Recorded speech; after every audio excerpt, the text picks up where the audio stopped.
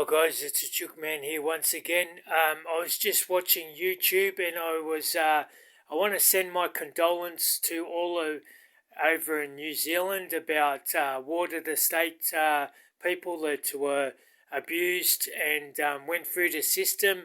My heart goes out to all you people in New Zealand from the Chook Man in Australia. Makes my journey a little bit easier knowing that I wasn't just the only one. And I say that respectively. That's how you feel sometimes. You feel like you're the only one that went through abuse, and you were the only water to state people. Now I get that there's more than me out there, but this abuse is all over the world. It's just so disgusting. I can't even say what I really think about how it's happened to all of us men now, because when it happened to us, we were boys and were put through the system, and we were never asked to be put through the system. The government took responsibility for our life and didn't even run it properly, like for all you people out there that don't understand, when you've got no parents or family, the government becomes your family and they do what they do with you. But yeah, my heart goes out to all you New Zealanders in New Zealand. I seen it on YouTube, and I give you thumbs up for speaking up about all this.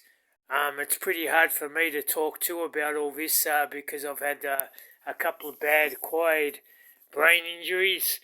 But the abuse I suffered as a little boy growing up into a manhood, I could never ever speak to it about it because I was ashamed for one, and I was just disgusted in another way.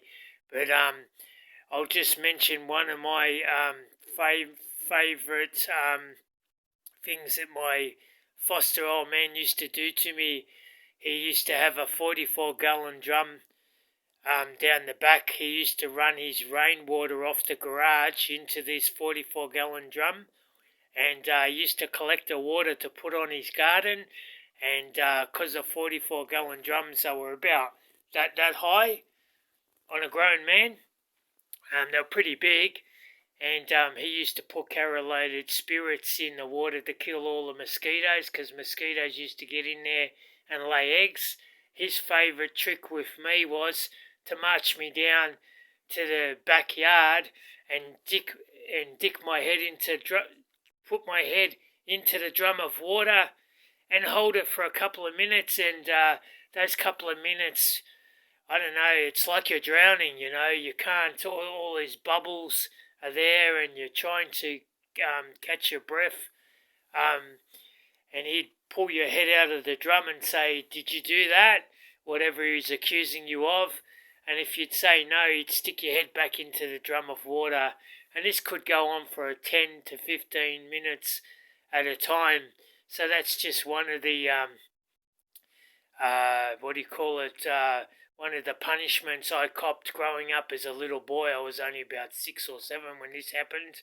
There's quite a few abusive things that foster family did to me, but I don't want to go right into it because then it kicks off my PTSD and reminds me of the shit that I've been through. But that's just one of the abuse that they used to do to me. As I always say, you wouldn't do that to your animal, so why would you do that to your child?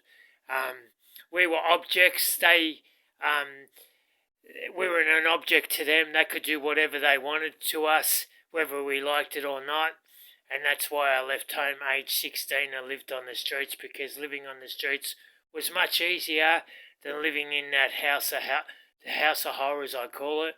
Alright guys, I send my condolences once more to New Zealand, and good on you men for speaking up and telling the whole wide world about what should have never happened in the first place.